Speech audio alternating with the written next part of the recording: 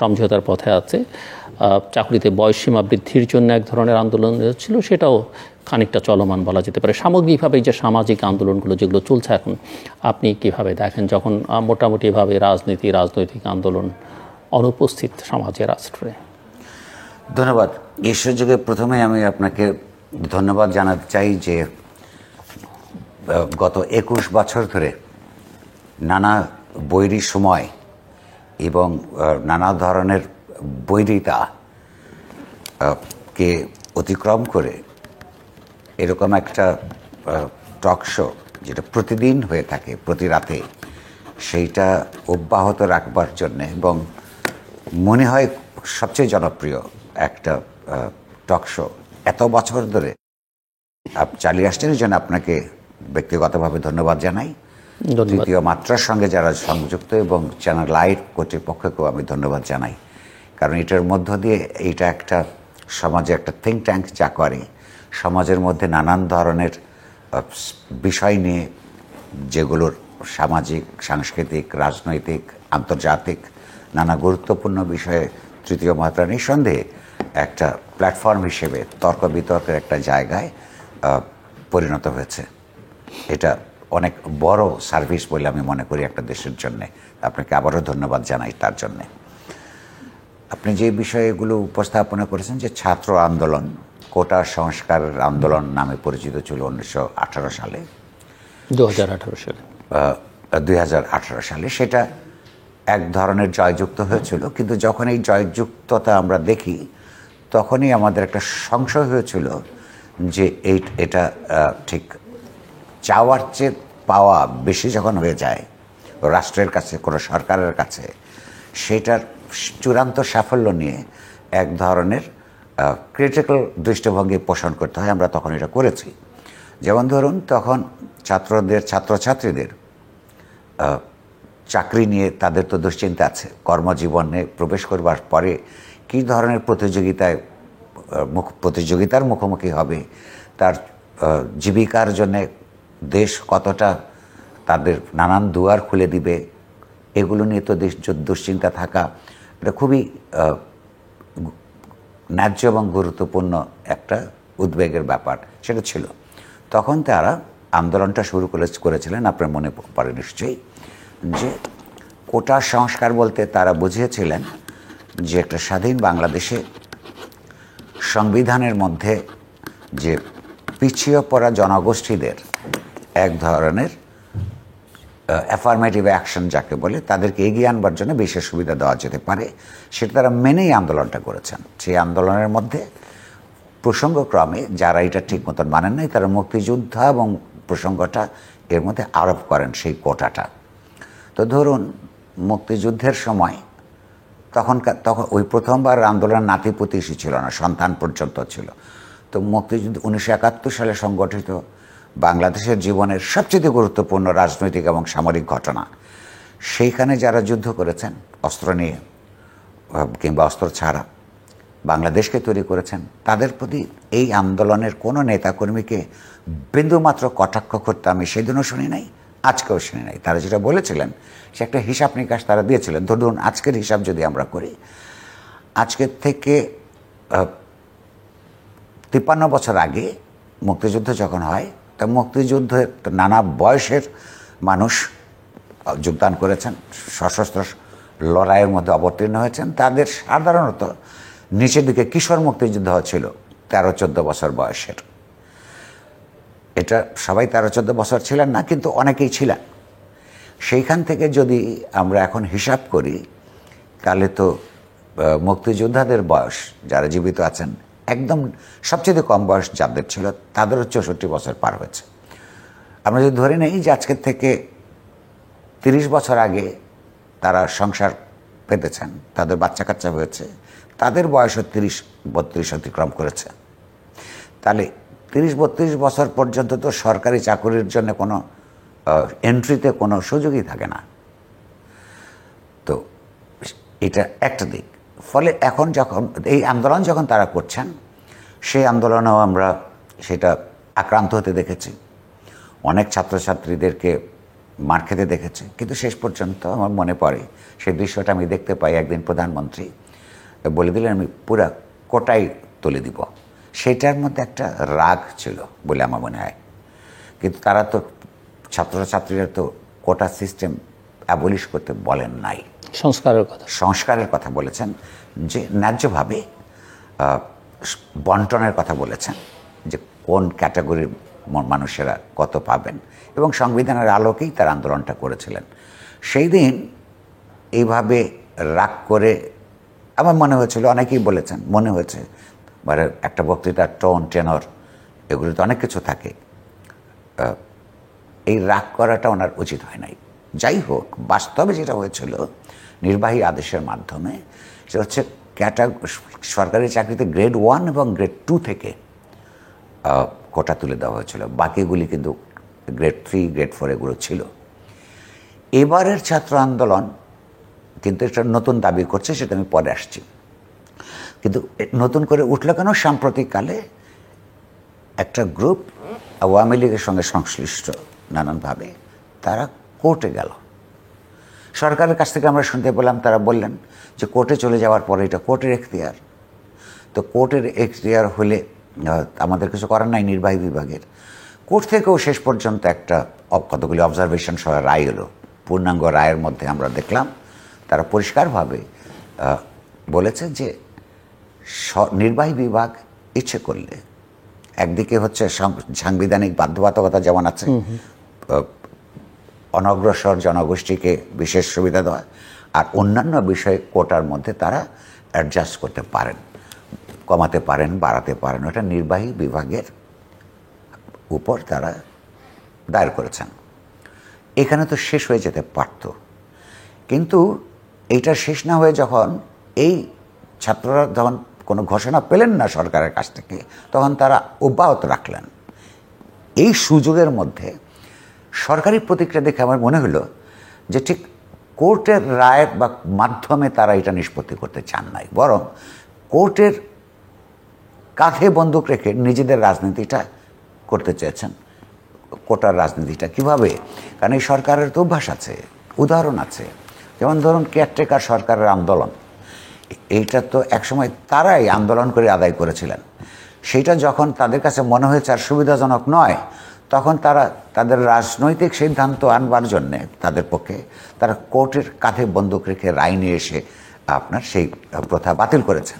ফলে সরকারের রাজনৈতিক অনেক কিছুই কোর্টকে ব্যবহার করে নিজেদের সুবিধা আদায়ের একটা উদাহরণ একাধিক আমরা দিতে পারবো। কারণ এই কথাটা যখন পরিষ্কার হয়ে গেল যে সরকার এটা সরকারের উপরে নির্ভর করে, তখন তো সরকারের সিদ্ধান্ত আসায় বা আলাপ আলোচনার সংশ্লিষ্ট সবার সঙ্গে আলাপ আলোচনার সাপেক্ষে আপনার নিষ্পত্তি হয়ে যাওয়া কোনো ব্যাপার ছিল না। কিন্তু এর মধ্যে সরকার যখন করছে না, তখন আমরা আরেকটা নতুন উপাদান এর মধ্যে দেখেছি। ছাত্ররা এবার বলছেন যে আন্দোলনটা শুধুমাত্র আমাদের ছাত্র সমাজের নয়, যেটা অনেকেই বলবার চেষ্টা করেছে। তারা বলেছেন যে পুরো কোটা সিস্টেমে সংস্কার করতে হবে, অর্থাৎ গ্রেড 3 এবং 4, যেখানে বাংলাদেশের অধিকাংশ সরকারি কর্মকর্তা চাকরি করেন, তাদেরকেও এটার আওতায় আনতে হবে সেই কোটা ব্যবস্থা সংস্কারের মধ্যে। কিন্তু সরকার এটা করছেন না। না করে কি দেখা গেল, আওয়ামী লীগের ক্ষমতাশ্রয়ী বুদ্ধিজীবীরা, সাংবাদিকরা বিষয়টাকে জটিল করতে চেষ্টা করলেন। এটা আওয়ামী লীগের কত লাভ হয়েছে আমি জানি না। আমি অধিকাংশ সময় দেখেছি যে আওয়ামী লীগের এই বুদ্ধিজীবীরা আওয়ামী লীগের রাজনীতিকে খুবই নেতিবাচকভাবে প্রভাবিত করতে পারে। গত সোমবারের ঘটনার পরে 24 জন বিশিষ্ট নাগরিক বা বুদ্ধিজীবী তারা একটা বিবৃতি দিয়েছেন। যে বিবৃতি দিয়েছেন আমি আসছি সেটার মধ্যে। প্রশ্নটা হচ্ছে যে যারা বুদ্ধিজীবীরা বিবৃতি দিয়েছেন, তারা কি এটা সচেতনভাবে একটা তথ্য হজম করে লুকিয়ে ফেলেছেন, নাকি আসলে তারা জাস্ট প্রোপাগান্ডার শিকার হয়ে বিবৃতি দিয়েছেন? আমি শিওর না। কেন? বিবৃতির মধ্যে বলা হচ্ছে যে ছাত্রদের একটা স্লোগানকে তারা, সংগ্রামরত ছাত্রদেরকে স্লোগানকে তারা নিন্দা জানিয়েছেন। কেন? ছাত্রদেরকে উদ্ধৃত করেছেন এই কথা বলে যে আমরা উদ্ধৃত করেছেন এই বিবৃতি, যেটা আমি দেখলাম, যে স্লোগানটা হচ্ছে তুমি কে আমি কে রাজাকার রাজাকার। এইটাই তারা ক্ষুব্ধ হয়েছেন যে রাজাকারী পরিচয়, যেটা বাংলাদেশের ইতিহাসে অত্যন্ত ন্যাক্কারজনক একটা পরিচয়। বাংলাদেশের ইতিহাসে রাজাকাররা জামাত ইসলামের নেতৃত্বে, নিজামে ইসলামের নেতৃত্বে একটা ঘাতক ইয়াহিয়া বাহিনী যখন এইখানে গণহত্যা করছে মুক্তিকামী মানুষের উপর, তখন এই রাজাকাররা তাদেরকে সহায়তা করেছে। এইরকম একটা পরিচয়ে বুদ্ধিজীবীরা বলছেন নিজেদেরকে পরিচয় দেওয়ার কারণে তারা দুঃখ পেয়েছেন, বেদনাগ্রস্ত হয়েছেন এবং তার নিন্দা করেছেন। কিন্তু এই যে ছাত্রদেরকে যেটা উদ্ধৃত করেছেন, এটা ডিস্টর্টেড, বিকৃত, অর্ধেক। তারা মূলত যেই স্লোগানটা দিয়েছে, তারা বরং বেদনার্থ হয়েছে সরকারি দলের এবং নেতৃত্বদের কাছ থেকে, তাদের বুদ্ধিজীবীদের কাছ থেকে। এবং সর্বশেষে যখন প্রশ্ন উঠেছে প্রধানমন্ত্রীর সংবাদ সম্মেলনে, যে এই ছাত্রদের সম্পর্কে অনেকটা উস্কে দেওয়া হয়েছে সেই প্রশ্নের নামে, ওইখানে কেউ প্রশ্ন কখনো করে না, বিবৃতি দেয়, প্রশংসা করে, ঢোল বাজায়, হ্যাঁ। এবং এটা অভ্যস্ত হতে হতে যেন দেখুন, যত ন্যায্য, যত জনপ্রিয় প্রধানমন্ত্রী হন না কেন যে কোনো দেশে, তাকে কিছু টাফ কোয়েশ্চেন নিতে হয়, সারা পৃথিবীতে হয়। কিন্তু ওনাকে আমাদের প্রধানমন্ত্রীকে কোনো টাফ কোয়েশ্চেন নিতে হয় না, কারণ যারা তার ওইখানে আমন্ত্রিত হন তারা ওই ইনফ্যাক্ট জানি আমরা দেখতে পাই প্রশংসা করবার জন্য, উস্কানি দেবার জন্য, এবং সমাজে তারা যাদেরকে তাদের প্রতিদ্বন্দ্বী কিংবা প্রতিপক্ষ মনে করেন তাদের বিরুদ্ধে রাষ্ট্র এবং সরকারকে উস্কানি দেওয়ার জন্য। এরকমই একটা ঘটনা থেকে এক প্রশ্নের জবাবে প্রশ্নটা হলো যে মুক্তিযোদ্ধার নাতিপুতিরা চাকরি পাবে নাকি রাজাকারের নাতিপুতিরা পাবে? এই প্রশ্ন তো ছাত্ররা করে নাই। তখন একটা, আপনি জানেন ঘটনাগুলি, তখন প্রধানমন্ত্রী বললেন অবশ্যই মুক্তিযোদ্ধার নাতিপুতিরা পাবে। এবং এই ছাত্রদেরকে চিত্রিত করা হলো সংগ্রামত, যেন বা মুক্তিযোদ্ধার সন্তান নাতিপুতিদের বিরুদ্ধে তারা সংগ্রামটা করছে। এটা খুব অন্যায়ভাবে চিত্রিত করা হয়েছে। ফলে তারা যে স্লোগানটা দিয়েছে তাদের গায়ে লেগেছে এটা। এবং আরও বলা যে যারা এটা সমর্থন করে, আমি সমর্থন করি তাদের সংগ্রাম, যে তারাও যেন বা রাজাকারের নাতিপতি। তো আমাদের প্রত্যেকের যে কোনো চিন্তাশীল দেশপ্রেমিক মানুষের এটা গায়ে লাগবে, কারণ একটা ন্যায্য সংগ্রামকে সমর্থন দেওয়াটাই ন্যায়নিষ্ঠতা, দেশপ্রেমিক নাগরিক কর্তব্য। তাদেরকে যদি এরকম একটা বিভৎস কুৎসিত গালি খেতে হয়, এটা আওয়ামী লীগের বুদ্ধিজীবীদের পুরনো অভ্যাস। যখনই তাদের বিরুদ্ধে বা তাদের সম্পর্কে কোনো সমালোচনা করা হয়, তাদেরকে রাজাকার ট্যাগ দেওয়া হয়। এটা করতে করতে যে ভীষণভাবে মুক্তিযুদ্ধের চেতনাকে তারা ক্ষতিগ্রস্ত করেছে, সেটা আমি আসছি। তো এই ছেলেমেয়েরা মনের দুঃখে স্লোগান দিয়েছে, তারাও রাগান্বিত হয়ে স্লোগান দিয়েছে যে তুমি কে আমি কে রাজাকার রাজাকার। পরের বক্তব্যটা, পরের অংশটা হচ্ছে বলেছে কে সরকার সরকার সরকার। কোনো কোনো স্লোগান থেকে হয়তো বামপন্থীদের দেখতে হবে স্বৈরাচার স্বৈরাচার। তো এই সরকারকে তো স্বৈরাচারী, এটাও ছিল তুমি নও আমি নই, রাজাকার রাজাকার। হ্যাঁ, আচ্ছা, তাহলে নিজেদেরকে তারা রাজাকার হিসেবে স্লোগান দিয়ে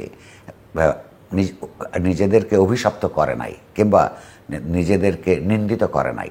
তারা বলছে যে আমাদেরকে সরকার রাজাকার বলছে, কারণ আমরা একটা ন্যায্য প্রশ্ন নিয়ে আন্দোলন করছি।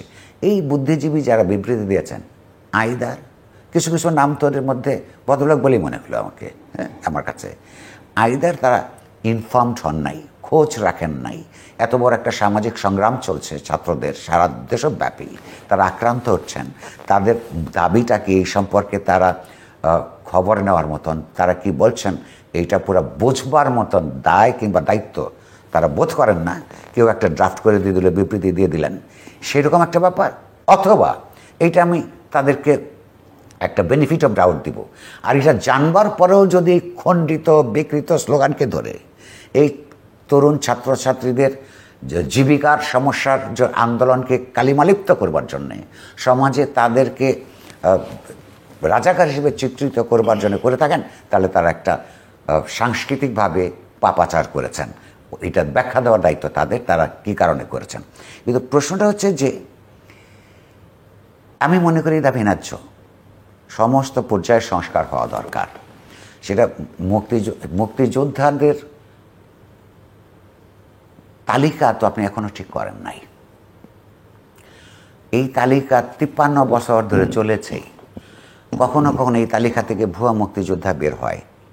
এই যে একটা শাসক শ্রেণীর, যে কোনো দলই হোক না কেন, একটা দেশে এত বড় ঘটনার যারা প্রাণ দিয়েছেন, যারা পঙ্গুত্ব বরণ করেছেন, হ্যাঁ, যারা গৃহহারা হয়েছেন, এত বড় জীবন দিয়ে যে স্যাক্রিফাইস করেছেন, তাদের একটা সুষ্ঠু তালিকা করতে না পারা, মুখে যে যত লম্বা কথাই বলুন না কেন, তাদের ভালোবাসার প্রতি এক ধরনের অবদানের প্রতি এক ধরনের নির্বিকারত্ব ছাড়া কিছু না। দ্বিতীয় হচ্ছে, বাংলাদেশের যুদ্ধ দুইভাবে হয়েছে। মুক্তিযুদ্ধ একটা বিরাট পর্যায় ধরে এটা গেরিলা যুদ্ধ হয়েছে। অবশ্যই যারা আত্মদান করেছেন তাদের মধ্যে যারা রণাঙ্গনে যুদ্ধ করে অস্ত্রধারী মুক্তিযোদ্ধা ছিলেন, তাদের স্থান সবার উপরে। কিন্তু একটা গেরিলা যুদ্ধ শেষ পর্যায়ে একটা পরিপূর্ণ কনভেনশনাল যুদ্ধের মধ্যে যাওয়ার পূর্ব পর্যন্ত একটা গেরিলা যুদ্ধকে বাঁচিয়ে রাখে সাধারণ মানুষ। কারণ তাদেরকে, গেরিলাদেরকে পালিয়ে থাকবার জন্যে, আশ্রয় দেওয়ার জন্য সাধারণ মানুষের সমর্থন লাগে। এই যে কয়েক হাজার রাজাকার ছাড়া এই দেশের প্রায় সবাই, আর 1 কোটি মানুষ যারা এই দেশ থেকে চলে গেছিলেন আশ্রয়ের জন্যে, জীবনের নিরাপত্তাহীনতার কারণে, তাদের অংশটা ছাড়া এই দেশে যারা ছিলেন তারা মুক্তিযোদ্ধা থেকে আশ্রয় দিয়েছেন, খাদ্য দিয়েছেন, ওষুধ দিয়েছেন। সুতরাং তারাও মুক্তিযোদ্ধা এক ধরনের, একই কাতারে না হতে পারে। ফলে সারা দেশের মানুষই কিছু রাজাকার ছাড়া তারাই মুক্তিযোদ্ধা। তাহলে আপনি কাদেরকে, বা এই সমস্ত বুদ্ধিজীবীরা কিংবা এই যে ক্ষমতাশ্রয়ী সাংবাদিকবৃন্দ, কাদেরকে রাজাকার বলছেন? ইতিহাস বোধ থাকার দরকার আছে। আপনি এই আন্দোলনের পরিণতি কি দেখেন? এইটা, আর এই আন্দোলনটা আমি নিজে, এই যে আন্দোলনের কারণে কিছু সাফারিংস হয়েছে মানুষের, যে কোনো আন্দোলনের জন্যই হয়। যেমন রাস্তা ব্লক করে দিলে, যেমন আমার হাঁটু ব্যথা নিয়েও আমি কয়েক কিলোমিটার দূর হেঁটে আমাকে অফিসে যেতে হয়েছে। কিংবা এমনকি যে কোনো আন্দোলনেই রাস্তা ব্লক করে দিলে রোগীদের শুশ্রূষা লাভ, কোনো যাত্রীদের তার বাস, ট্রেন স্টেশনে বা এয়ারপোর্টে যাওয়া ভীষণভাবে বাধাগ্রস্ত হন এবং নানান ধরনের সাফারিংসের মধ্যে পড়েন। তা আমি সেদিন হাঁটতে হাঁটতে প্রায় 3 কিলোমিটার 4 কিলোমিটার হাঁটতে হাঁটতে অফিসে যাওয়া পর্যন্ত, যে সাংবাদিকরা করেই থাকে, তাদের কান চোখ খোলা থাকে, আমি বুঝতে চেষ্টা করলাম সাধারণ মানুষের প্রতিক্রিয়া কী। আমি আওয়ামী লীগ, বিএনপির আন্দোলনের সময় রাস্তা ব্লক করার সময় এগুলো শুনেছি। তার মধ্যে কেউ সমর্থন করে, কেউ সমর্থন করে না, কেউ গালিগালাজ দেয়। কিন্তু আমি কোনো গালি শুনি নাই। অনেক মানুষকে কষ্ট করে যেতে দেখেছি। অর্থাৎ সাধারণ মানুষের মধ্যে এক ধরনের গ্রহণযোগ্যতা